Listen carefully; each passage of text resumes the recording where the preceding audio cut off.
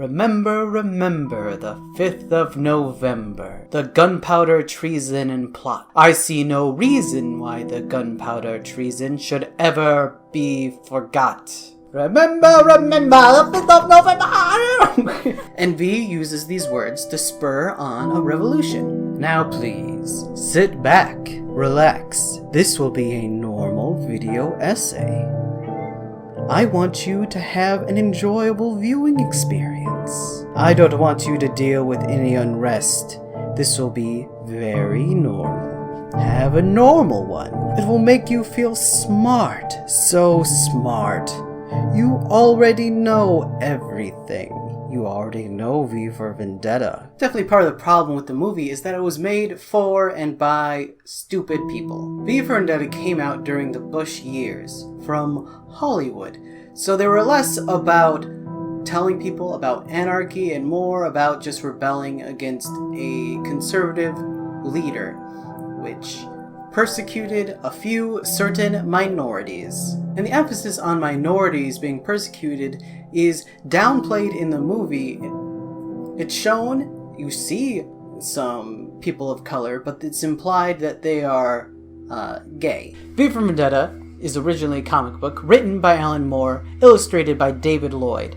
Alan Moore is an anarchist, and Rasputin of the comic book industry. The two of them set together to make a terrorist superhero. A very hard thing to do because terrorists are bad and they kill people and they bomb people. And V in V For Vendetta is an extremist that wants not only to take out his personal vendetta against people in the government that made him the way he was, but also the very government that holds people at its throat. And he believes this needs to be done through anarchism, through everyone in the country rising up in order to rebel and take over the government. The problem is that government is totalitarian, routinely brown bags people, makes them disappear, and uses violence and scare tactics and racism and fear to keep everyone in the government and everyone in the country under their control. In the movie and the comic book, V one by one takes down the keys of power that control the country until he's eventually able to get to the leader and kill them in order for the revolution, to not get shot by the military. In the comic book, V has a very boisterous kind of interaction with Lady Justice in order to embrace Lady Anarchy. In the same scene, V's a very silly kind of person where he introduces himself and then he goes on and acts a play and does everyone else's voices. And it's kind of like, hello, Lady Liberty. Oh, hello, V, you're so handsome. I'm sorry, I found someone else. Oh no, who could it be? Anarchy. And then, oh no, blow up my building, bah! And of course, in the Hollywood-produced movie, every reference to anarchy has been taken out except for the silliest ones so that we don't have to think about what anarchy is. V For Vendetta is a book where extreme measures need to be taken because people need freedom, and there's an extreme opposition to that freedom by the elites, particularly by the elites in government. It is not a pleasant book, and it is not a pleasant story, and bad things happen, namely the torture of Evey at the Secretly the Hands of V, which is like the emotional crux of the film and also origin of V himself. And it's very sad, and it makes me cry every time, and even though the movie does kind of suck in that way, it still keeps those teeth in there that this is an unpleasant story. It really ratchets into those emotions. There's a lot of things the movie does really well. What isn't is an excuse to talk about John Locke. There is a video about when to start a revolution that talks about V For Vendetta, that doesn't answer that question and instead just wants to talk about Hobbes. Which on one level is fine, but another level is dumb. When you start a revolution is when the government needs to change. That is the answer. You start a revolution when the government is so incapable of change, of moving forward, so corrupt, that the only way to go forward is to destroy what's been made. So there's this video essay that's all about Hobbes and his state of nature, which Hobbes characterizes as war and chaos and death all the time, everywhere you go. a real pleasant guy. But the video overall is dishonest. One, because it definitely attributes Hobbes' philosophy to V for Vendetta, but also because it doesn't really tell us about Hobbes or context or what happened after Hobbes' philosophy. For example, you could start with, Hobbes isn't an authority on the nature of man. Because no one is? Because we don't know what man was like in its nature, and is in fact a philosopher in pre-imperial England that's kind of ramping up and explicitly supports dictatorships in his state of nature, which is why he does his chaos, that we need knights and kings in order to barber the masses so that they don't barber each other all the time, which is a very bleak look at humanity. And I'm sure there's some people watching that are like, nod your head, but come on with me. Let's go on this journey, you imperial bastard. The video essay also doesn't talk about people that argued against Hobbes, and also he gets Hobbes wrong to boot. This video is wrong about everything, and I hate it, and it's short and dumb, so I'm gonna make a big, long, smart one. His video is also a year old, so don't message him or bother him about this. If he sees it, cool. If he doesn't, cooler.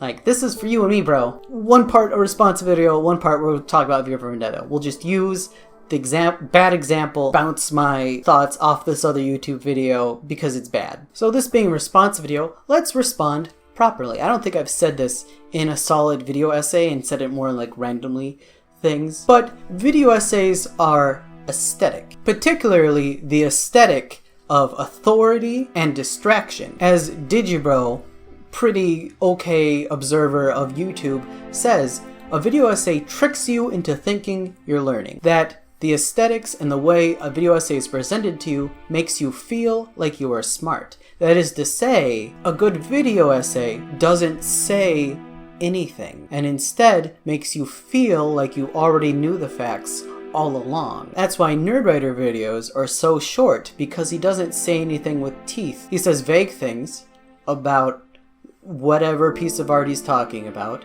and doesn't go on to any point, any philosophy, any real chunk of meaning, which is okay, but also empty, and you don't learn any. YouTube videos have to be anything other than entertaining, but you can learn stuff when people talk. This is you learn in school when people talk, you learn hearing people talk, and then you think about it, and that's how learning works. So in essence, in any video essay, someone's trying to appeal to something you already know, so that then they can put in that you've known this all along. New information is always suspect. It's hard to say who thought and how the video essays start, because there's a lot of vlogging and a lot of things like video essays that happen on YouTube and have happened for years, though credit should just go to Lindsay Ellis because she's the best.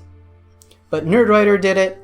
He stumbled into it accidentally. It's a real easy aesthetic to do, and that's partly why I try not to do it exclusively, and why I put my face in some of my videos, to directly resist that kind of mentality. HFM, which is who made the video that I'm talking about, does it exclusively, and any schmo can. It's very egalitarian and very open to misuse. So HFM uses Hobbes' claims that before governments happened, everyone was in constant fear of everyone else. So the government keeps strong people from winning. Now you, just spitballing it around, might be thinking that it might be counterproductive if we thought that life was just a constant Fortnite match before some mean cop showed up to tell you to stand around. And you've already put more thought into us than Hobbes and HFM. The video essay uses the movie V for Vendetta when V talks about fear and consent, which HFM recognizes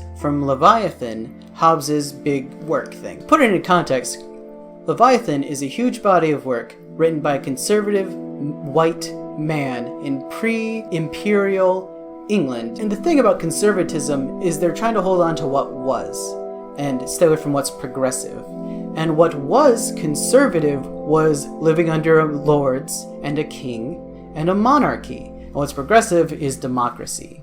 So Hobbes is distinctly arguing against democracy. We know this because the book was written during an English civil war where people were trying to battle for more power. And there was a disagreement about who should have power in the country. And Hobbes is hard on to the king and says the Civil War happened, that war exists because the king wasn't strong enough and totalitarian enough. Hobbes, like all conservatives, secretly, even today, want an absolute monarchy to rule things. A monarchy enforces a hierarchy so that rich people are well over the lives of poor people. Rich people like Hobbes. Like, it's not a bad poll. HFM did a good poll, but he doesn't do anything with it. He just uses it as an excuse to talk about Hobbes without actually talking about Hobbes. Cringy poll. It's a cringy poll. Maybe it might also be because the movie is a bit starved for philosophy. We could go to the V For Vendetta book, we can go to Alan Moore himself and look at anarchy to see, the real philosophy behind it. But the Hobbes is a good pull because the book does take place in England. And England, whose government did kill all the minorities and all of the gay people and all the dissidents. And when chastising the country, V quotes Hobbes because they did the dumb thought that Hobbes did. That they were afraid, so they gave over their freedom. They consented to stay in a government that will kill gay people, minorities, and people that don't like the government in order to be safe.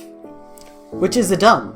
Hobbes was a dumb. Those people, you can't say dumb because they were afraid, but it's pretty disappointing. All the people of England and conservatives. So when HFM takes the theory of Hobbes and says this is V's philosophy and because of the state of nature, that's when we should do a revolution, is wrong thinking, is wrong. Like, it's a good pull for the chastisement, but you pulled it in the wrong way, and you put it in V, in his pallid, smiling face. I mean, HFM also references the director, which I did not do because I don't care. So it might be the philosophy of the director and the film that he's trying to put forward, but the movie kind of sucked. The movie does not rock in a philosophy deep kind of way. All the depth is from the novel, graphic novel. Blah, blah, blah, blah, blah.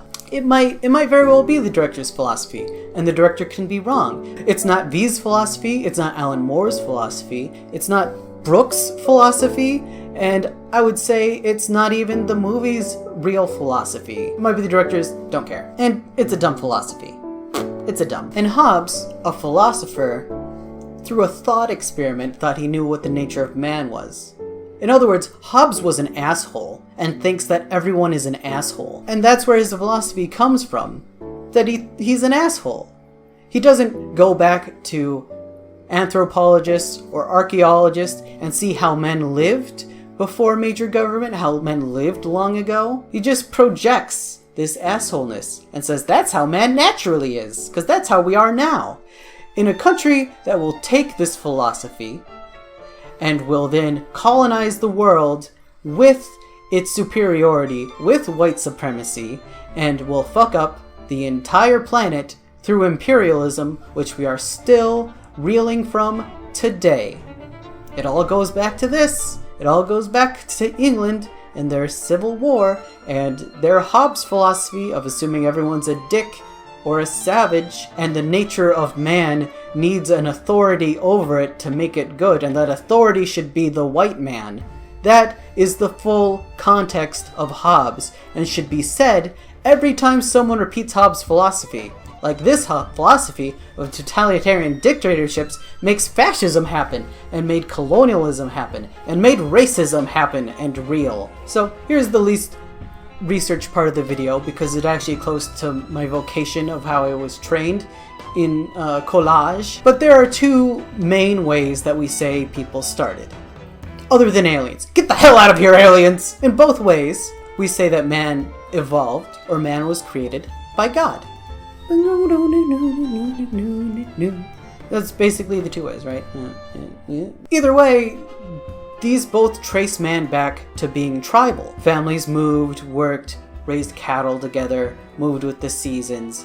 There's a bunch of families in the early Bible, in Genesis, that are nomadic, and they travel from place to place, and then there are some cities that start to form in different places, and then armies. That's how it is in the Bible. Anthropologists look through things and see that we're always very collective, working together to hunt mammoth, making art together on cave walls, paying attention to an in-group of a community, using cooperation to survive. Hobbes didn't look at any of this. HFM didn't think about any of this. No one actually knows the natural state of man. But from what we can tell by the evidence, man has been collective and community. The primal man is anarchic. It's a group of people that work together in order to make a goal of survive, in order to make food, in order to hunt, in order to make a life, in order to make children. And colonial England wasn't even completely ignorant of this. When they went to the New World, when they went to America and saw all of the nomadic tribes of Native Americans, they called them savages, because that's what they used to do. They recognized that tribal living, it's not man's natural state of living, but it's about as far back as we can tell, as opposed to something several conservative lives would tell you, especially when they wanted to defend Columbus Day. Native Americans were not constantly murdering, raping psychopaths. That's the English. That was the English. That was Columbus. Columbus was a murdering, raping psychopath. You bunch of idiots. Actually, he might have been a psychopath. He was just a murdering, raping Englishman who wanted to profit off people. You know, he was a capitalist. A normal capitalist. So if you go through the Bible, a really good example of this is Job. Job's like one of my favorite books. I studied it a lot. I'm a butt. This is a cutting deep for me. Job was tribal. He traveled around with his family. He kept animals. He had servants. Ooh, what servants mean, right? And he had a whole bunch of children. And then he was even tight with some philosophers. I've looked at Eliphaz a lot. We're good. And they all kind of pseudo-worshipped God, and was all kind of before Abraham and the Hebrews happened, which is neat. And even then, you see tribal and cooperation, even if maybe the authors of Job wrote some patriarchy into there. Job's not very afraid of thieves or being bumped off on the highway, and there's even puppies that come up and lick you. Tribes and herds might devolve into tribe versus tribe if trading goes wrong, but usually within a tribe, everyone has each other's back and tries to make sure everyone has everything that they need so that they can defend one another and they can work together and they can survive. But Hobbes, as a worm-brained Englishman with power and nobility, did not value cooperation. He values power to make everyone work for him instead of everyone working together. Which, enslavement is not a survival tactic. Cooperation is. If you're lost on a desert island, you have to cooperate in order to survive together. You could probably be pedantic and say there has to be a leader, or someone has power in some way, but generally in a tribe, everyone gets their needs taken care of, and if one person is just eating grapes, then everyone else in the tribe gets real mad and boats them off the island. If your neighbor needs a spear or a shovel, well, a man needs help, you help him. You give it to him. Because later on you might have to defend each other with those spears against wolves or another tribe, or you might need help digging a hole tomorrow because your leg is broken. So on his face, a bunch of shitty English philosophers fucked up the origins of man, and then fucked up all of humanity through imperialism. Thanks, Hobbes. Hobbes was the colonizer in a colonizer country, and we need to remember this all the time. He wasn't being creative. He wasn't looking to the soul of man. He wasn't thinking about cooperation. He was thinking about how much he liked being a noble, and liked having money, and liked having a big, strong, powerful king man over him. And maybe he could be a big, strong, powerful king. Because as philosophy said, everyone wants to fuck the queen. Hobbes was of a person that believed, if you want to go back to religion, that God instilled a king, and that monarchs are more worthy than the peasant and the impoverished and even the high noble. That kings are select and just and high-born and just better. And this is some racist shit. Those main monarchs and lords own the land, own the swans, own the nobles, and own the peasants, that in order to survive, need to serve the Lord. Feudalism. Yay! It's not better now! We need a revolution! Fun fact, wealth disparity is now more extreme than it was in feudalism with a king that literally owned all of the land. It's true. Oh geez! Unfortunately, Marx wouldn't be around for a couple hundred years to set our selves straight on political philosophy. Hobbes was a dipshit? Yeah, Hobbes was a dipshit. He doesn't deserve a video. He doesn't deserve to be not criticized in your V For Vendetta video about revolution. He doesn't deserve to be the reason why a revolution happens. Oh my god.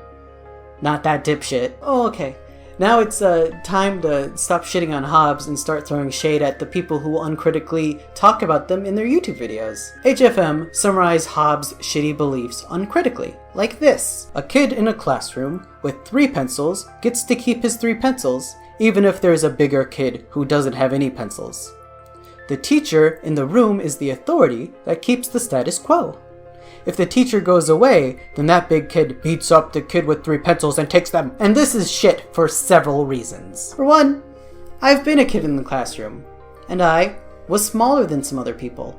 And there were instances where I didn't have pencils, and that I did have pencils. And when I didn't have pencils, I asked for a pencil, and someone gave it to me. And then when I did have pencils, and someone bigger or smaller even needed a pencil, I'd give it to them. Sometimes the teacher wasn't in the classroom yet, and sometimes it was. And it was mostly irrelevant. No one ever beat me up for my pencils, even when the teacher was gone. I even was able to borrow a pencil from a person who expressly did not like me. Not only that, but later on, when I had pencils, I was excited to share them because someone had shared a pencil with me. It feels good helping people. The example also breaks down where if the teacher isn't there to enforce the hierarchy, neither kid actually needs pencils. So, like, without a teacher, you can just talk about the Power Rangers or who you think is cute or like 7 minutes in heaven each other. Like, have at it, kids. Teacher's gone. You know, I really like this thought experiment more now that I've taken it. It has a lot more children kissing and dancing. And a revolution with dancing is worth having. Revolution, no teachers! To sum up, HFM's uncritical video of a shitty dipshit. When people's lives are like always being dead, when people fear for their lives, when they have 0 freedom, then there should be a revolution. According to Hobbes.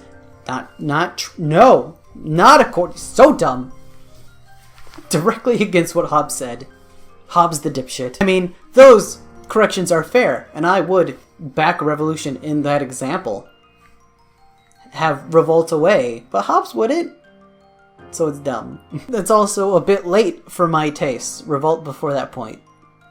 Revolution now. Nature doesn't even work the way Hobbes says nature works. Like, sure, lions can kill a gazelle and eat it, but they don't kill every single gazelle. They don't have the right to kill gazelle because they're stronger. Gazelle can fight to survive. Gazelle, I'm a country. Lions are big cats.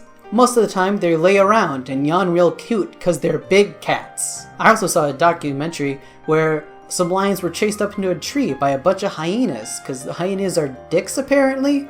But, like, they stayed in that tree in fear, because, like, it was safe up there, and waited for the hyenas to get bored, and, like cats. And also, gazelles hunting lions, you see gazelles working together and lions working together, so they're not even, like, killing each other, so... Hobbes is a dipshit in every conceivable way. Like, nature isn't really survival of the fittest, it's just, like, survival.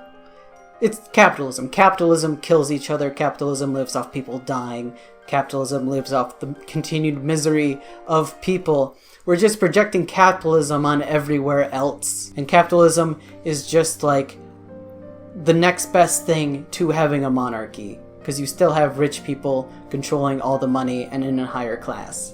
Even if it's not explicit. That is hiding the fact that there is different classes is a part of conserving the hierarchy of society. Fun. This is fun. This is fun. This is a fun and happy book with happy people that make jokes a lot and not hard at all. Nature is about survival of the good enough, where it isn't the fast, strong duck that passes on its genes. It's could be the slow one with a really weird dong. People haven't survived this long because we're strong or even smart. We survived because we cooperated. And of course, these same people would go on to colonize the world, would see nature as something that needs to be conquered by the strong, who would then hunt down any mystical arts like witches. There would be witch trials in England and in America that would kill off the mystical power of nature and the land. It would make people change their thoughts on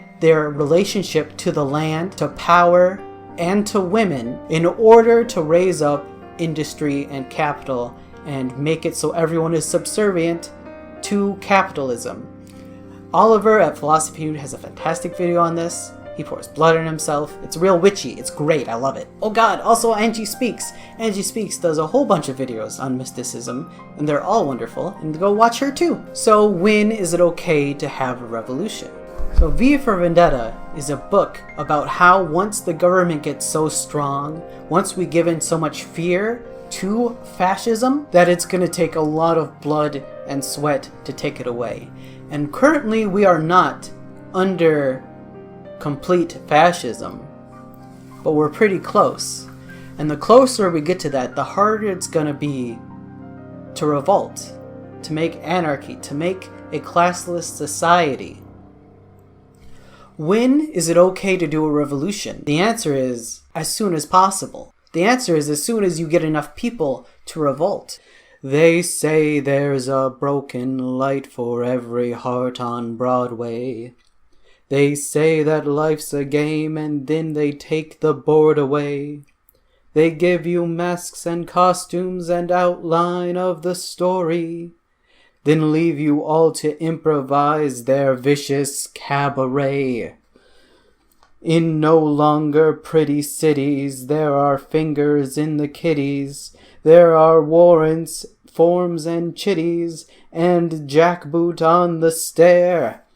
There's a sex and death and human grime, and monochrome for the one thin dime, and the least of the trains all run in time, but they don't go anywhere.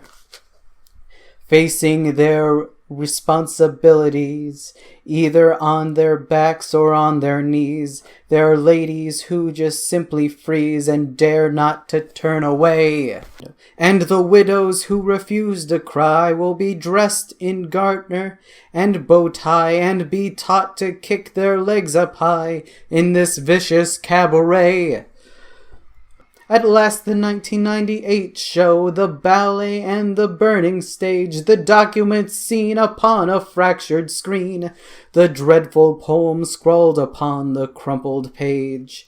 There's a policeman with an honest soul that has seen whose head is on the pole, and he grunts and fills his bear bowl with the feeling of unease.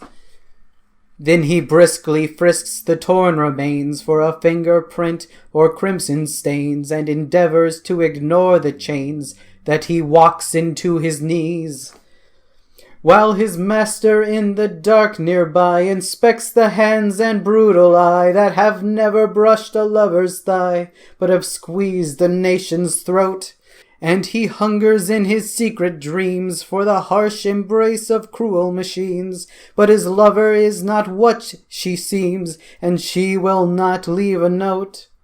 At last the 1998 show, the situation tragedy, grand opera slick, with soap, handcuffs, and no hope. The watercolor enfolded gallery.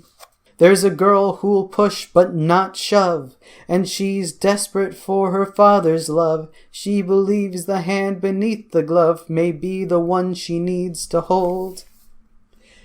Though she doubts her host's moralities, she decides that she is more at ease in the land of doing as you please than outside in the cold. But the backdrops peel and the sets give way and the cast gets eaten by the play. There's murder at the matinee, there are dead men in the aisles. And the patrons and the actors too are uncertain if the show is through, and with some sidelong looks away their cue, but the frozen mask just smiles. At last the 1998 show, the touching song no one ever sings, the curfew chorus line, the comedy divine, the bludgeoning eyes of puppets strangled by their strings. There's thrill and chill and girls galore, there's sing-songs and surprises. There's something here for everyone, reserve your seat today. There's mischief and malakis, but no queers, or yids, or darkies. Within this bastard's carnival, this vicious cabaret. As soon as society is established, we should be planning our next revolution, our next evolution, our next step forward in equality should always be the next on our mind. If we want to keep things the way we are, then you will only drift backwards into conservatism, into classism, into racism. There are several allusions to Thatcher's England, just conservative philosophies. It does not do to rely too much on silent majorities. Evey, for silence is a fragile thing. One loud noise and it's gone. But the people are cowed and disorganized. A few might take the opportunity to protest, but it'll just be a voice crying in the wilderness. Noise is relative to the silence preceding it. The more absolute the hush, the more shocking the thunderclap. Our masters have not heard the people's voice in generations, and it is much, much louder than they remember. There aren't any programs to help housing, or poor people, or widows when their husband dies, even when that husband was a major and prominent party member in the government. There isn't a program to help the women, to help the widows, so they have to find jobs. Evey, arguably the main character of the novel and movie, is so strapped for cash in the beginning that in the novel she starts trying to hook for money, to sell it on the streets. Sex work is work. We always need to be looking to destroy the current system. We always need to revolt and rebuild. So feudalism was power over the land. One person exercising extreme power over as many people as possible in order to keep order. But this was not a belief thought of. This was not a belief that we discovered. This was a belief put on by the powerful, such as Hobbes, in order to have more power. Every time you want to change a system, you'll have to fight Hobbes. You'll have to fight these people that believe in the current system because they benefit in the system and do not see the people that don't benefit, do not see the poor, do not see the wretched, do not see the sick, and actually profit off of their suffering. In capitalism, you don't get rich by getting $1 million from something. You get rich by taking $1 from everyone as possible, by not paying your workers, by screwing over your customers. What society is, what our every society has been, is a way to solve problems. Originally, that problem was survival. And we've kind of conquered that one. For the powerful in society, in feudalism, the question was, how do we see who is best? The king sought to always have power over everything. And then feudalism did not give up a great deal of fighting in order to transition into capitalism. England is a capitalist country and it still has a king, it still has powerful rulers and powerful landowners. The American Revolution was mostly paid for by American nobles, by rich men in the New World. And they did not make a system that was equal. They made a system that was slavery, built off slavery. A system that was inherently unequal, where men that owned land would vote. And capitalism doesn't have to fight in order to go to fascism, because fascism fits in with capitalism. Totalitarian states fit very well with capitalism, because capitalism is not about solving problems. Capitalism is about making money for the powerful, for the people with money. And that originally was the lords, and is now the rich, the billionaires. Anarchic groups, like groups that systematically go through dumpsters to find food for people, groups that help the poor, groups that think we shouldn't shoot black people in the street, they're not about making money. How an anarchic group lives in this society that is geared around making capital is by putting their values first. Values of making people's lives better, getting art and music to people, putting those values first, because that is why and how they are solving problems. Where under capitalism, they solve problems in order to make more money, in order to gain more power. And that's why it flows so well with totalitarianism. V in V for Vendetta lives for art, lives for violence, lives for pleasure that he can have, lives for food, lives for acting silly, lives for being dramatical and disguising and having fun and being mischievous, but not for gaining power. V is an anarchist because he believes in people and believes solving problems should be the focus of society and not getting more money or getting more power, and does two things in order to take down the government. He gets clever, and he depends on their arrogance in order to kill them, so that then, depending on the society to raise up once they've tasted what freedom is, to make a new government. And that's what V gives his life for, because it is not a great man or great individual with power that will make a revolt. It's when the people are ready. The people need to take it. Donald Trump is president because we did not kick him out of there. The Democrats have not kicked Donald Trump out of the White House because they benefit from him being there. And they will continue like things are until we stop them. And we stop them when we can. We stop them as soon as possible. We revolt as soon as possible. Because people with power are not going to just give them away.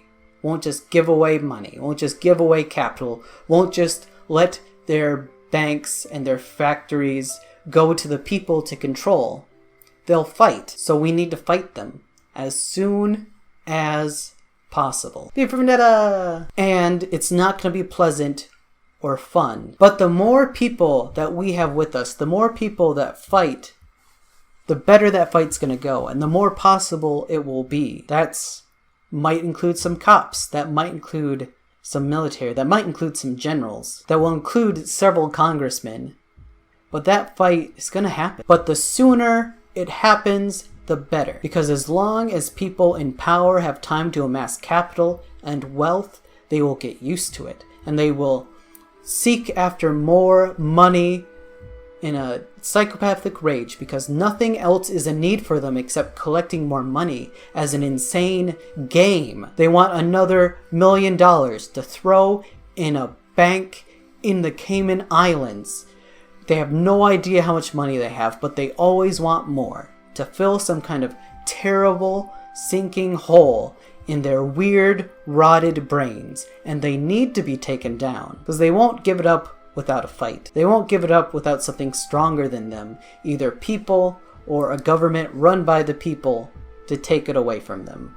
They are an enemy. The people in power that want to keep things the way they are your enemies. When is it okay to revolt? Always as soon as possible. You need to revolt as soon as possible, because that will be the easiest time that the revolution will work. The movie is very supportive of gay rights, and puts a key focus on gay persecution, especially with Valerie's letter. During George W. Bush's presidency, homosexual needs and rights were in question, and the right to marry was in the front of everyone's mind, and everyone argued about it like a lot. So those are the politics that are saved and pushed forward.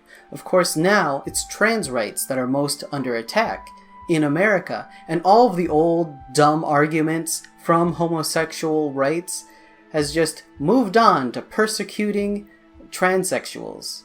The conservatives didn't have to find new stuff to complain about. They complained about people in the bathrooms. How do people know if they're gay? Are they born that way? Are they born wrong? Can they be set right? It's all the same garbage over again. And in V for Vendetta, we see what happens when that garbage mindset is taken to the extreme.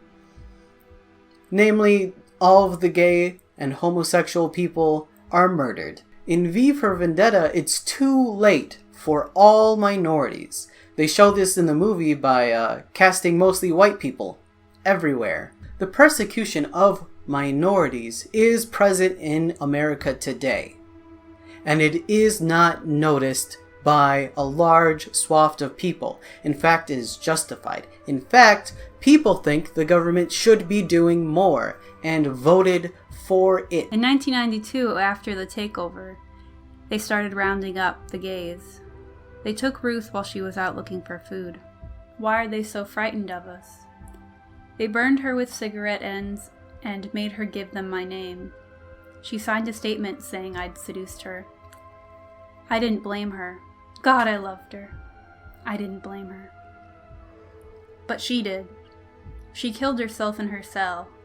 She couldn't live with betraying me, with giving up that last inch. Oh, Ruth. They came for me. They told me that all my films would be burned. They shaved off my hair. They held my head down a toilet bowl and told jokes about lesbians. They brought me here and gave me drugs. I can't feel my tongue anymore. I can't speak. The other gay woman here, Rita, died 2 weeks ago. I imagine I'll die quite soon. It is strange that my life should end in such a terrible place. But for 3 years, I had roses, and I apologize to nobody. I shall die here. Every inch of me shall perish. Except one. An inch. It's small and it's fragile, and it's the only thing in the world that's worth having. We must never lose it, or sell it, or give it away. We must never let them take it from us. I don't know who you are, or whether you're a man or a woman. I may never see you. I will never hug you, or cry with you, or get drunk with you. But I love you. I hope that you escape this place. I hope that the world turns, and that things get better, and that one day, people have roses again. I wish I could kiss you. Valerie. In V for Vendetta, it's too late for the transsexuals, for the homosexuals, for the minorities. It is an ethno-state, run under boot of fear, fear that is manufactured by television and radio and media, fear that does not exist naturally, fear that is cultivated by the news, by lies in the news, that things are worse than they are, that people are more dangerous than they are, that you can't trust your neighbor, that you can't trust a black man in the street, that you can't trust a gay person in the bathroom to keep their eyes to themselves. Especially if they're a trans person. The state of fear is kept by lies. The excuse of power is to protect you from your citizens. Power is literally dividing the citizenry against themselves. If the government's trying to protect you from the criminals, those criminals are fucking citizens too. Those criminals, those homosexuals has every right that you do. And the government is taking rights away from the people to make a smaller section of the people feel better. It is totalitarian. It is fascist. And it's fucking bullshit. How dare you let the government take rights away from people in order to make a few people feel safe, an ever smaller minority of people, while rights are stripped away and people disappear into death camps, disappear into routine traffic stops, executed by police. How dare you not question the bastards that are taking away your rights just because it hasn't happened individually to you, you little shit! They do not recognize it as totalitarian. They don't recognize it as fascist because it isn't happening to them. And this is reflected in V's speech over the television to the country of Britain. It is different from the movie, where the movie it's like, oh, what have you done? You were tricked. And in the book it's more chastisement of how dare you give these men this power to make things so terrible. And you regret it, and you were afraid, but that's alright. I forgive you if you do better. You were already in prison. I didn't put you in a prison. I just showed you the bars. 5 years ago, I too came through a night like this, naked under a roaring sky. This night is yours. Seize it. Encircle it within your arms. Bury it in your heart, up to the hilt. Become transfixed. Become transfigured. Forever. Good, you're almost there.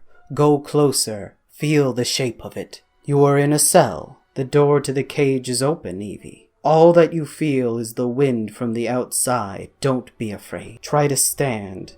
Try to walk. No more blindfolds. All the blindfolds are gone. In Rojava, the Syrian Defense Force that started with the Kurds that fled from the mountains of Turkey, whose leader has been arrested since '97, has been writing in his prison and smuggling out books through his lawyers. The SDF believes that in order to have an uprising last, in order to actually free the people and make a democratic state, the very first and major thing we need to destroy is the patriarchy.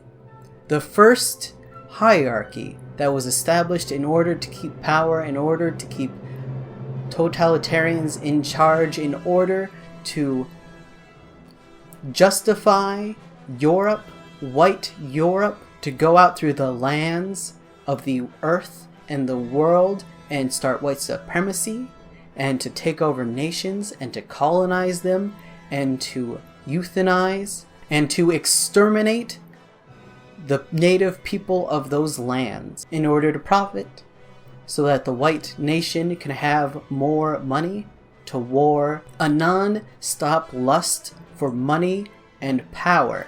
And this system eventually folded into capitalism, because capitalism is not different from feudalism and imperialism.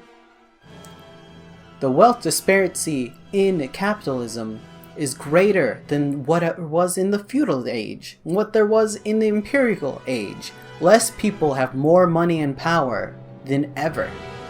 You have to go back to Egypt in order to have someone with more relative money than the standard person. The SDF believes that patriarchy needs to be tackled front, that the incremental changes never last because the patriarchy is not taken down. And they've found several ways in order to try to cancel the influence of patriarchy, because patriarchy is not a literal thing that people try to do. Patriarchy is a system, a preference, a societal norm that persists and washes away our humanity. In order to do this, the SDF does not have a single leader or president. The SDF has councils and city managers that cooperate with one another in order to supply the needs of the people. There is a council of women that can veto anything their government does if it feels it is unjust to women. And in every election, by law, there has to be a female and male candidate. In the book, V is very distinct that the chaos that comes in the street from the lack of supervision, from the freedom to do anything once the totalitarian's power is stripped from them and their devices are disabled. He says very cleanly that it is not anarchism, but that is just about the only explicit use of the word anarchism in the movie. V says, "All this riot and uproar, V, is this anarchy? Is this the land of do as you please? No, this is only the land of take what you want. Anarchy means without leaders, not without order. With anarchy, Ordnung of the truth, order, which is to say, voluntary order. This age of order will begin when the mad and incomprehensible cycle of Verwirrung that these bulletins reveal has run its course. This is not anarchy, Evey. This is chaos." Now, when talking about revolution, there's images of South American dictators, of people rising up, of men with AKs standing in fatigues. And in America, because of what the news has manufactured, of our image of change of the past, of our misconceptions, of how rights are given to people, it hobbles protests by insisting that they cannot use violence. But the standard of violence is not set by the people, it is set by the state. No matter what kind of revolution there is, violence is already used by the people in power, by the state, through the police, through the military. Violence is already here. Violence is already being used against the populace. Violence is used to keep people in line. My mother is a conservative, and I love her. But she knows that I talk a lot of shit about our totalitarian leader. And I said that I'm real pissed off that an idiot will be president who can launch a nuke at the insult on Twitter, who does actions, and all of his preamble is a Twitter excuse, and then it happens. Grand, sweeping changes has happened to our government policy, and all we've had to go on for warning is Twitter. And my mother's reaction to this is be careful and don't make them mad. This is not how we should be treated by our government. This is not how a government should treat its people. Violence is already practiced by the state, and most of all against minorities. As Renegade Cut says in his V For Vendetta video, what is anarchy? People may counter back to complaints of the state using violence that the state's violence is illegal. But the state wrote those laws so the state can do what it wants with violence. It is part of the problem that what the government does is legal. With the bribery of campaigns by large corporations, our campaign finance system is bribery, but it is legal, and that is the problem, that our government makes these terrible, despicable things legal. You can't stop it because it's legal. Well, you need to stop it. And if the state's gonna hide behind its laws, we're gonna have to destroy both. Now, excuse this next part of V. The language is discriminatory against sex workers, and sex work is real work. I love you, but why must you love the law? 'Tis plain for all to see that she's a whore. That virtuous persons have no need to woo. That villains screw and then studiously ignore. The widow of one of the killed officials tells her story of early life during the war that led to the fascism and totalitarian of England. Derek, when we married, you remember I was working with the bank, and you were in insurance. We were going to buy a house in Surrey, perhaps have children. That was in 87, just before the war. And then in 92, you joined the party. Miss Rana next door loaned us food all through the war years. When they dragged her and her children off, In separate vans, we didn't intervene. And now you're dead, and I walk alone. Each night through riot zones, past lootings, shootings, burned buildings. Now you're dead, and I crouch like an animal, offering my hind quarters in submission to the world. The road to fascism is a slippery one that depends on you being isolated from your neighbor and from other individuals, from letting the law divide us and take away rights of people and rights of everyone in the name of safety. But it's all lies. Lies by racists. Mexico isn't sending us murderers and drug dealers and rapists. Donald Trump is lying to you. The time for the revolution is as soon as possible. It is justified and necessary as soon as possible. Lamenting the stripping of people's rights and people's personhood is such a bigger deal in the novel than the movie, and is thought of and pontificated on. It's really something to read and to feel. I've never seen the camps before, only photographs. So this is the toilet we flushed all those people down. These must be the ovens. Ovens for people. People ovens. No use, I still can't make it seem real. I'd know this was happening. Would I still have joined the party? Probably. No better alternatives. We couldn't let the chaos after the war continue. Any society is better than that. We need order. Or at least I did. Losing synth, losing my family like that, everything was disintegrating, and I shouldn't have done it, but I wanted to know. I wanted to know what this was like here. I'm trapped in a job that disturbs me, but I can't tell anyone, so I'm so alone. I remember them. I look at their smiling faces, happy. God, it's been so long. I forgot how rich the color of your skin was. 1,000 special blends of coffee. The girls I saw hugging each other in demonstrations, and the men so gentle, so soft-spoken. Oh Jesus, I missed you. I missed your voices, and your walk, and your food, and your clothes, and your dyed pink hair. My friends, there at the carnival, at the gay pride parade, you saw beyond my uniform. Please say you knew I cared. Please don't go. Please don't leave me. We treated you so badly. All of the hateful things we printed and did and said, but please, please don't despise us. We were stupid. We were kids. We didn't know. Come back! Oh God! Please come back! I love you! Who imprisoned me here? Who keeps me here? Who can release me? Who's controlling and constraining my life? Except me.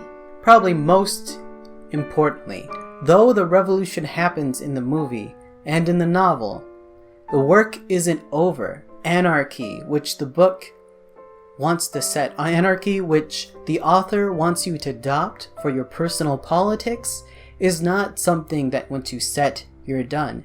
Anarchy is a way to solve problems.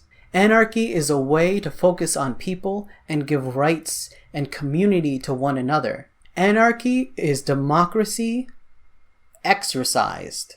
That there is no hierarchy, no authority that is taken for granted. No authority for authority's sake. There's no president, there's no generals, unless they are necessary and deemed alright by the collective of the people. But Rojava is the closest state to anarchy that exists, and they are in question now as they're being attacked by Turkey and a totalitarian dictator that our wannabe dictator president loves and compliments and supports. You do not need to fear gay people or minorities. And you don't need to fear the government or to rely on them to protect you. The situations that cause crime are economic. Economic problems that happen because the only thing the government or our society or our economy tries to solve is how can we make more money for the people that have the most money. And this is a problem for the people who don't have money, have never had money, and were started out as slaves, and minorities and second-class citizens, and they have never been able to recover from that because our system rewards those who already have money. The revolution is necessary because people are being put in cages. Bernie Sanders is offering a political revolution, one that will take away some of the government's power, one that will help individuals on the lowest rung, that will help with housing, that will help with pay, that will help people solve problems, instead of trying to help the people with the most money get more money as fast as possible. And although I do think we need a revolution, first we need people to stop being subsistent. We need people to stop depending and being desperate. We need to get people to a place where they can be educated and comfortable and not constantly afraid of bill collectors, of where they're gonna sleep, of where their next meal will come from, of the black man who also needs food and a place to sleep and a place to work, the criminal who needs food and a place to sleep and a place to work. They're not your enemy. They are your ally, and they are victims of the same system that is holding you down. The revolution is justified as soon as possible. It needs to be done as soon as possible. When should you do a revolution? Before this novel happens. V For Vendetta is a book about the extreme pain and suffering that will happen if we don't revolt as soon as possible. If we let it get this far, if we let there be a totalitarian, if we let there be 6 people that control everything we do in government, then it will be pain and suffering that leads us out of it. And it will already be pain and suffering now. But the biggest message of V For Vendetta that is hopeful is that it's never too late to revolt. Always as soon as possible, never too late. There's been totalitarians before, there's been dictators before, and there are always volunteers, anarchists, communists that want to overthrow them. Free Hong Kong, free Kurds, free America. It's the message of the book. It's...